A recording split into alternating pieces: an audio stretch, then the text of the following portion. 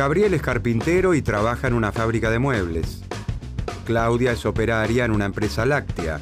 Aníbal es colectivero de una compañía de transporte público. Ellos tres y todos nosotros necesitamos comprar bienes y servicios para vivir. La silla y la mesa, la leche, el queso y la manteca, la aguja y el hilo, un viaje en colectivo, una consulta al médico. Para adquirir esos bienes, Gabriel, Claudia, Aníbal y todos los integrantes del cuerpo social trabajan. Como trabajadores, se encargarán de producir los mismos bienes y servicios que después compran. Claudia consume los lácteos que muchas veces embala. Aníbal toma un colectivo de la misma compañía para ir y volver a su casa. Gabriel engalanó su comedor diario con un juego de mesas y sillas de la fábrica que lo emplea.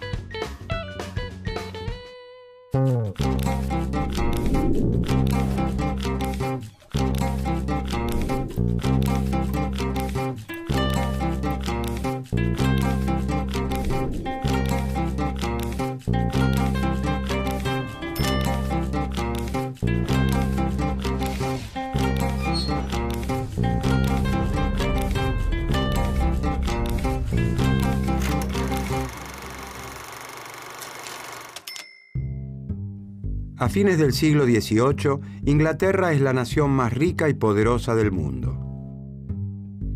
La revolución industrial, que comienza por aquel entonces, encuentra allí su epicentro. La industria inglesa avanza a pasos agigantados. En Francia, las actividades industriales muestran un desarrollo industrial más lento y acotado.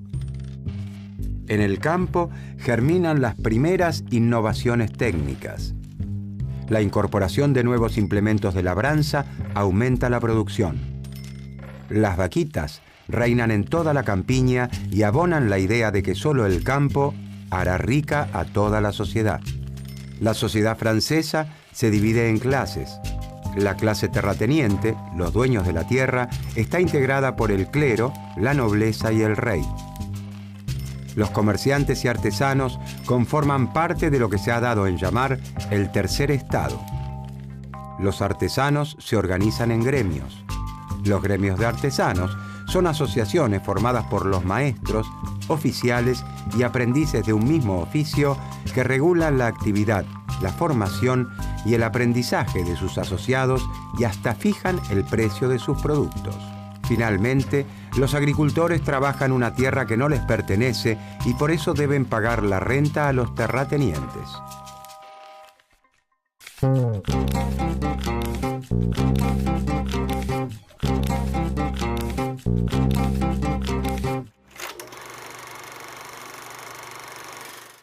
Ellos son el terrateniente, el agricultor y la artesana. El terrateniente es dueño de un título de nobleza y de una gran extensión de tierra en las afueras de París. El título y las tierras las heredó de sus mayores. El agricultor trabaja en las tierras del terrateniente. Sabe cultivar, cómo cuidar las plantas y cosechar. No heredó ni un metro cuadrado de tierra y por título, solo el de agricultor. Después de la cosecha, debe los impuestos al rey, el diezmo al papa y la renta al terrateniente. La artesana pertenece al gremio de los panaderos. Con la harina del trigo que el agricultor cosecha en el campo del terrateniente, ella moldea sus artesanías comestibles que tienen la forma y el sabor de una baguette o una croissant. En este contexto histórico y social surge en Francia una escuela de pensamiento cuyo principal referente es el doctor Quesnay. ¿Quién fue François Quesnay y por qué es considerado el padre de la fisiocracia?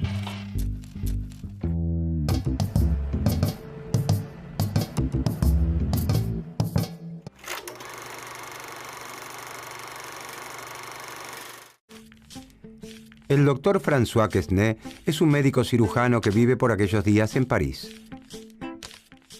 Sus estudios sobre la circulación de la sangre lo llevan a interpretar el funcionamiento de otro cuerpo, el cuerpo social. Quesnay fue secretario general de la Academia de Cirugía y primer médico del rey. También recibió un gran reconocimiento cuando publicó su tratado médico sobre la sangría. Contribuye a la enciclopedia con 2 artículos, Agricultores y cereales, aunque su obra más importante es el Tableau économique, cuadro en el sentido pictórico económico, publicado en 1758. Para Quesnay, las mismas leyes que rigen la naturaleza son las que gobiernan la economía. A través de su estudio sobre la circulación de la sangre, intenta explicar entonces las relaciones económicas entre las distintas clases del cuerpo social.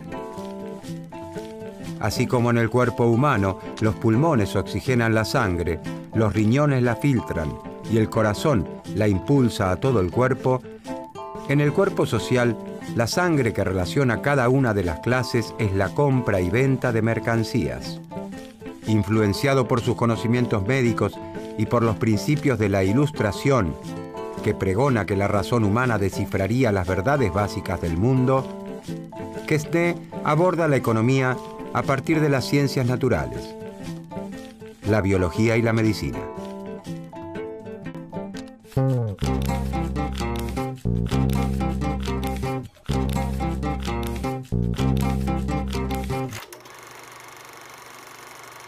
François Quesnay afirma que la agricultura recibe un don de la naturaleza. En la Francia de los fisiócratas, la riqueza se encuentra fundamentalmente en el campo. A diferencia de Inglaterra, el sector industrial francés está integrado por pequeñas empresas familiares que apenas cubren sus costos de producción. En un estado donde la revolución industrial es apenas una escaramuza, las plantas cultivadas y las vaquitas superan ampliamente a los talleres. Los fisiócratas observan que la agricultura permite vivir junto a los que trabajan la tierra a un gran terrateniente ocioso.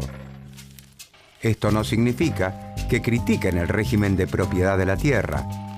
La propiedad territorial se encuentra perfectamente justificada. Es para Quesnay la retribución a un trabajo de mejora y conservación del suelo.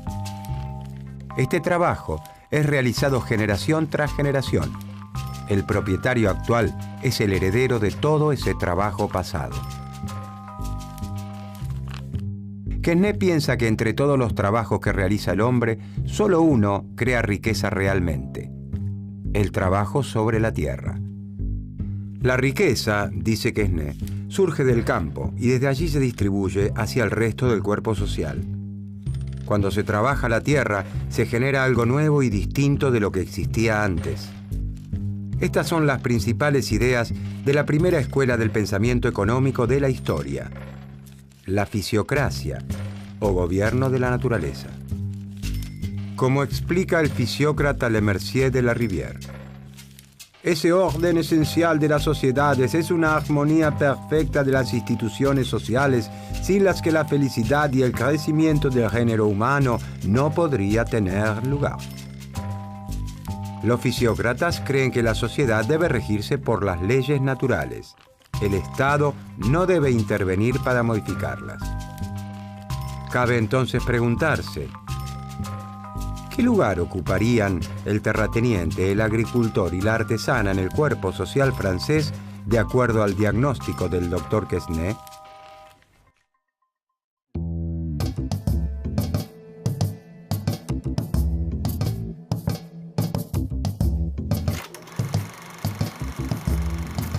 El agricultor pertenece, de acuerdo a Quesnay, a la clase productiva. Los agricultores son los que le ponen el cuerpo a la actividad agrícola. Ponerle el cuerpo significa literalmente eso: comprar las semillas, cargarlas, llevarlas hasta el campo, sembrarlas, cosecharlas, vender la cosecha. Con el resultado de esa venta comprará el pan que fabrica la artesana.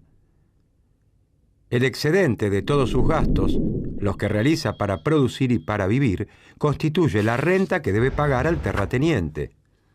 Esa renta es la riqueza que genera el agricultor, que es la riqueza que genera la sociedad.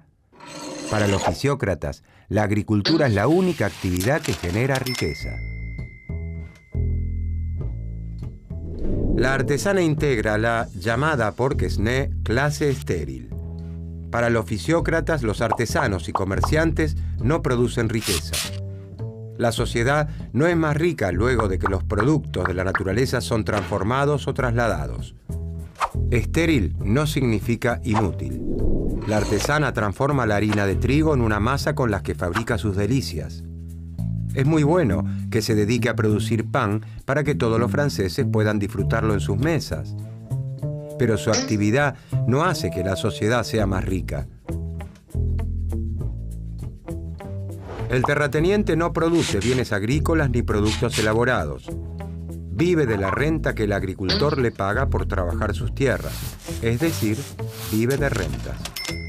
Los fisiócratas observan que la producción agropecuaria genera una riqueza tal que, después de cubrir todos los costos, le permite al propietario de la tierra recibir un ingreso sin haberle puesto el cuerpo a la producción. Según el pensamiento fisiócrata, al existir una única fuente de riqueza, la tierra, el terrateniente, como propietario, debería pagar el único impuesto que es lícito cobrar: el impuesto a la renta de la tierra. El Estado, dicen, debe eliminar todo aquel engorroso sistema heredado de la Edad Media que hace que la recaudación de impuestos sea difícil y costosa.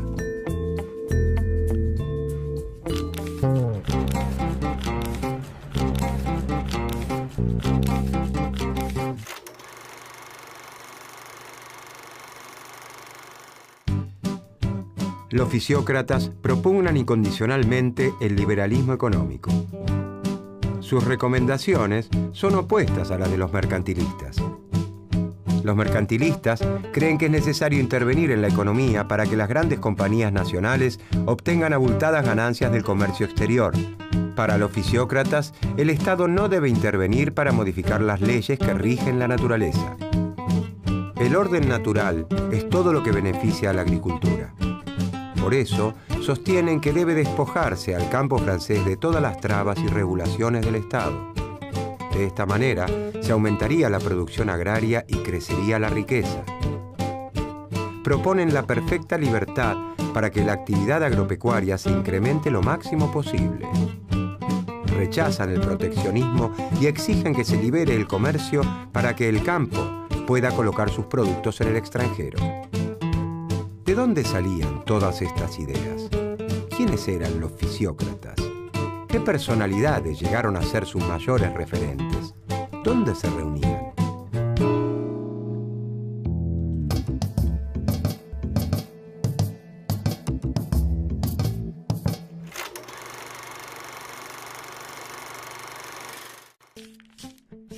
El doctor Quesnay no está solo en su cruzada. Con el correr del tiempo, suman decenas los seguidores que se reúnen para escucharlo e intercambiar ideas en el Club del Entresuelo. El pensamiento de Quesnay es bien recibido por las clases acomodadas de su tiempo. El cuadro económico conoce inmediatamente un gran éxito ante el rey, la corte y los discípulos de Quesnay. Los discípulos de Quesnay siguen las enseñanzas del maestro con gran fidelidad. Tal es así que la sociedad francesa lo llama la secta de los economistas. Uno de los principales discípulos de Quesnay es Henri-Robert Jacques Turgot, quien tiene una mayor influencia política que su maestro.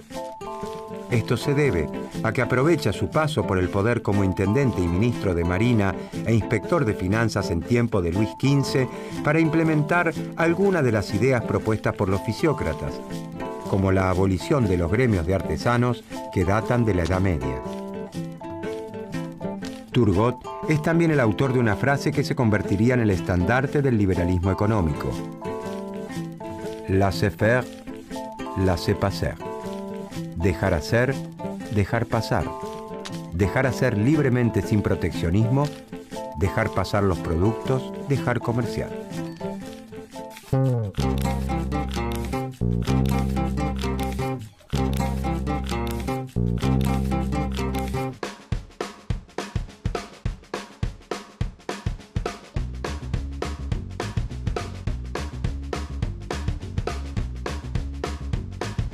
Claudia es operaria de una empresa láctea cuando actúa como trabajadora de la firma.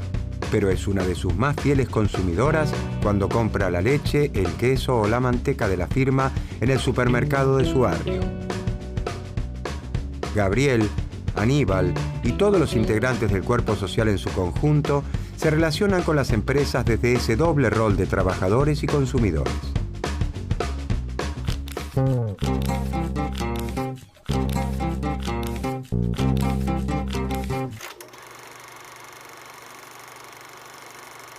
Uno de los principales aportes de los fisiócratas al pensamiento económico es el considerar a la economía como un todo, como un sistema.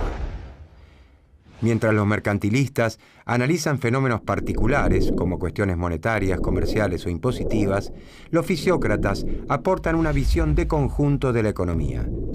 El cuadro económico muestra de forma gráfica los intercambios que se realizan entre las distintas clases sociales. Estos intercambios tienen en la versión original la forma de un zigzag, por eso también se lo ha conocido con este nombre.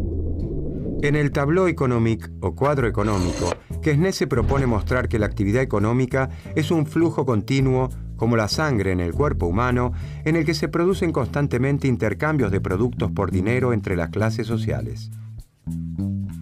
Según el cuadro económico, la clase propietaria representada por el terrateniente recibe un dinero del agricultor en concepto de alquiler de sus tierras, la renta, y no hace más que gastarlo completamente. De acuerdo a la teoría de los fisiócratas, la clase estéril, la artesana, gasta todo su ingreso en su subsistencia y en transformar los productos que recibe del campo, del agricultor, sin agregarle valor en el proceso.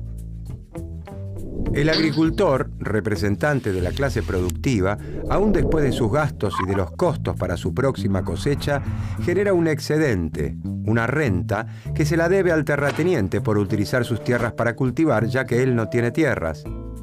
Por eso los fisiócratas sostienen que la actividad agrícola es la única que genera riqueza. En un año, por ejemplo, el agricultor produce trigo por 500 pesos. De estos 500 pesos, debe utilizar 200 para pagar los jornales de sus peones, las semillas que necesita para volver a plantar el ciclo que viene y su ganancia. Es decir, que el agricultor, la clase productiva, gasta 200 pesos en sí misma. De los 300 pesos que le quedan, el agricultor gasta 100 pesos en la clase estéril para adquirir bienes y servicios, zapatos, galletas o panes. Son bienes manufacturados que se elaboran a partir de la riqueza de la tierra, pero que el sector agrícola no produce. Después que el agricultor gastó 200 pesos en sí mismo y 100 pesos en la clase estéril, le quedaron 200 pesos. Es decir, al descontar todos los gastos necesarios para poder vivir y volver a producir, le resta un remanente. Estos 200 pesos constituyen el producto neto, la riqueza generada por la actividad agrícola. Esa riqueza es la renta que el agricultor debe pagarle a la clase propietaria, al terrateniente. El terrateniente gasta los 200 pesos que recibe en partes iguales en las otras dos clases. 100 pesos en el pan que elabora la artesana y 100 pesos en el agricultor para abastecerse de tomates, verduras y otro tipo de alimentos.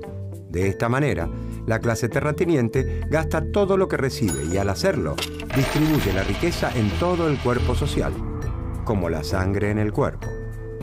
En nuestro ejemplo, la clase estéril, la artesana, ha recibido 200 pesos, 100 pesos del terrateniente y 100 pesos del agricultor. De acuerdo a los fisiócratas, la artesana no genera riqueza, sus ventas son iguales a sus costos. Todo lo que recibe por la venta de sus productos debe gastarlo para vivir y adquirir materias primas. Gasta todo en el agricultor, ya que tanto el trigo que necesita para elaborar el pan como el resto de los alimentos que consume provienen de la tierra.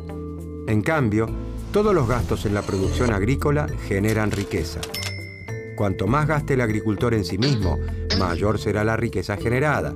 En nuestro ejemplo, gastó 200 pesos en sí mismo. Y se generó una riqueza social de 200 pesos.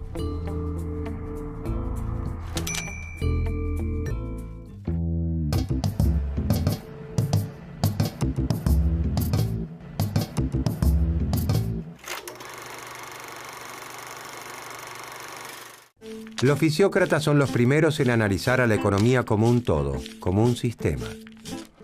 Conforman la primera escuela de pensamiento económico digna de ese nombre, porque tienen un pensamiento coherente y homogéneo, un maestro, Quesnay, seguido por fieles discípulos, un enfoque científico y una actuación como grupo organizado. La teoría de un médico cirujano francés, un aficionado que estudió la economía a partir de las ciencias médicas y explicó el intercambio de bienes y servicios con la circulación de la sangre. La sangre, ese tejido fluido tan vital como la economía que puede mover el cuerpo humano y el cuerpo social. Sus ideas podrían entonces resumirse. La etimología de la palabra fisiocracia significa el gobierno del orden natural o gobierno de la naturaleza. La naturaleza le regala un don a la agricultura. La agricultura es la única actividad que produce riqueza. La riqueza surge del campo y de allí se distribuye a toda la sociedad. El impuesto sobre la tierra es el único que debería cobrar el Estado, ya que es de allí de donde proviene la riqueza. El Estado no debe intervenir sobre unas leyes que rigen la naturaleza. Laissez-faire, laissez-passer. La influencia de la escuela fisiócrata alcanza su punto culmine en la década de 1760. Para entonces, el número de discípulos de Quesnay se ha multiplicado. Con el correr de las décadas, el desarrollo de la industria en Francia cobra un gran impulso y comienza a tornarse una verdadera revolución. A los fisiócratas les resulta cada vez más difícil afirmar que las actividades industriales no generan riqueza. El desarrollo de las manufacturas y el fuerte crecimiento en la producción que se genera por la división del trabajo muestran que los mayores incrementos en la productividad se dan en realidad en las actividades industriales y que la riqueza está conformada por todo tipo de bienes. Quesnay y sus discípulos dejan una estela que nunca se extinguirá en el universo del pensamiento económico.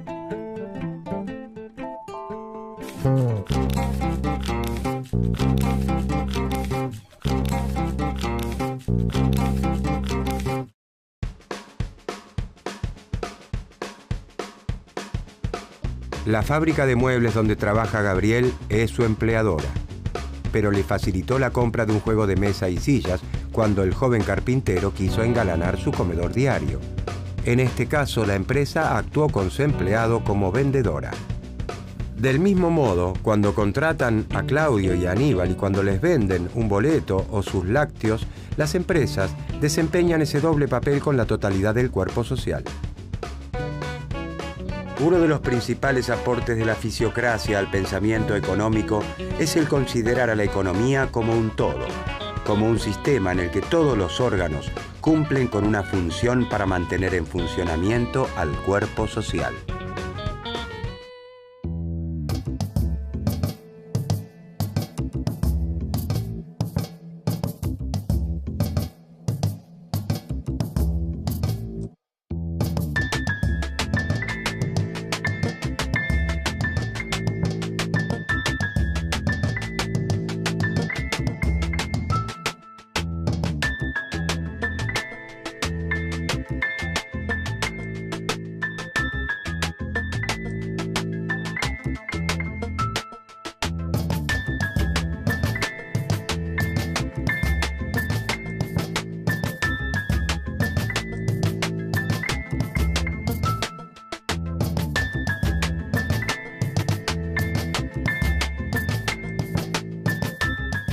A los terratenientes.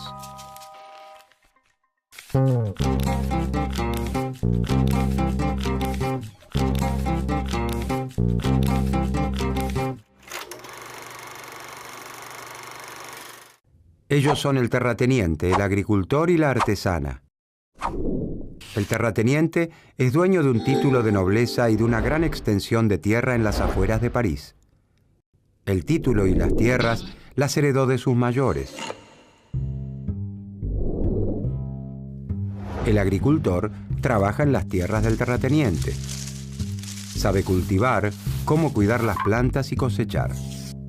No heredó ni un metro cuadrado de tierra y por título hará rica a toda la sociedad.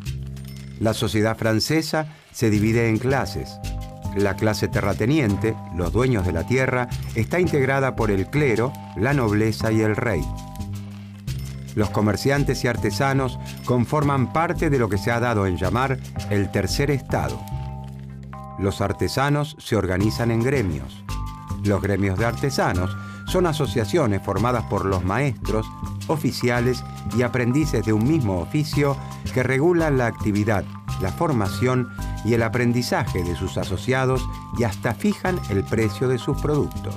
Finalmente, los agricultores trabajan una tierra que no les pertenece y por eso deben pagar la renta.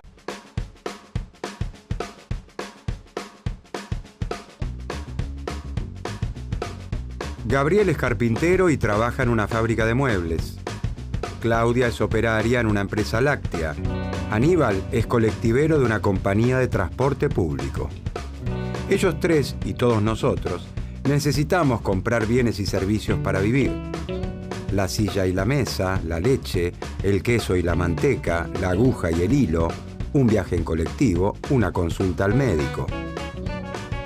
Para adquirir esos bienes, Gabriel, Claudia, Aníbal y todos los integrantes del cuerpo social trabajan. Como trabajadores, se encargarán de producir los mismos bienes. A fines del siglo XVIII, Inglaterra es la nación más rica y poderosa del mundo. La revolución industrial, que comienza por aquel entonces, encuentra allí su epicentro. La industria inglesa avanza a pasos agigantados. En Francia, las actividades industriales muestran un desarrollo industrial más lento y acotado. En el campo germinan las primeras innovaciones técnicas. La incorporación de nuevos implementos de labranza aumenta la producción. Las vaquitas reinan en toda la campiña y abonan la idea de que solo el campo y servicios que después compran. Claudia consume los lácteos que muchas veces embala. Aníbal toma un colectivo de la misma compañía para ir y volver a su casa. Gabriel engalanó su comedor diario con un juego de mesas y sillas de la fábrica que lo emplea.